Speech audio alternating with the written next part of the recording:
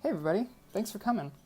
Today we're working on a real fun piece that sort of follows the mood of just figuring stuff out like we usually do. If you remember from one of my earlier videos with that animation with Ress and Ruby, this is supposed to be a piece where I'm exploring that house, the location that it's in, the characters, and its place on the timeline with all of these siblings. And before you ask, yeah, I did set out to work on my technical skill, my painting, coloring, and rendering. I did end up improving a lot in those areas, but this sort of did just become a story explanation piece because, well, me. Anyways, I sort of had this idea of an old abandoned mansion, far from human eyes, where our magical kiddos can be safe and happy before they get to the school. I sort of wanted a place for them to land at the end of the Exodus comic, like I showed in my comic project video, before they start their adventures in the magic school. The aesthetic I was hoping to explore, though I admit I focused way too much on the characters themselves rather than the house and the background because, well, I like characters and I don't like backgrounds, so there's that. But I wanted the house to sort of feel like if a creepy old horror movie haunted house was cute and whimsical. Sort of like an old clubhouse that they ran across, just on a much larger and more magical scale. I thought it might be fun to show Ruby as if she accidentally snuck in and the Sibs were trying to catch her before she burned the place down. I live in the tropics, so little lizards and geckos frequently find their way in, and we have to chase them around and get them outside before they hurt themselves. So I thought it would be fun to work with that here. Just, with a dragon.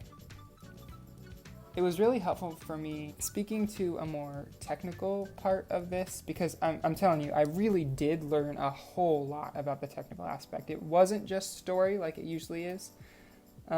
It really was the technical practice and stuff of me pushing myself. And I learned that it was really helpful for me to throw a layer of complete black over the whole scene and change it to a color layer. That way I could constantly be checking my values. You'll see me doing that throughout this whole process. This is something that I never really tried before, so it was really cool. I also threw overlay layers of red, blue, and yellow, and along with some other colors once I got closer to the end, so that I could really mess with the color harmonies. This is really cool because it sort of took all of my random color ideas and made them work closer together, which I honestly didn't think would work. The last thing that this piece helped me to start understanding was light. Light is a huge thing in illustration. So obviously I have no idea how to use it. So the trick I learned, or started to learn, was that light is another character in your piece in and of itself. It plays into the entire mood of the piece, and you can actually make our pal Light pretty dynamic without too much backlash. I found I could just keep making things darker and darker and darker, and it surprisingly looked better every time.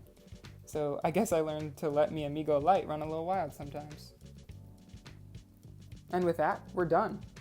Thank you so much for watching this cute little speed draw I did. I was really happy with how this piece came out. I would really like to do another one of these pieces. Thank you so much for coming back. I've been sick for the past week and a half. It feels like an eternity. So I have not been as productive as I would like to be, especially with this YouTube business. But I thank you for your patience and your support. Thank you so much for being awesome, and I'll see you in the next one. Bye!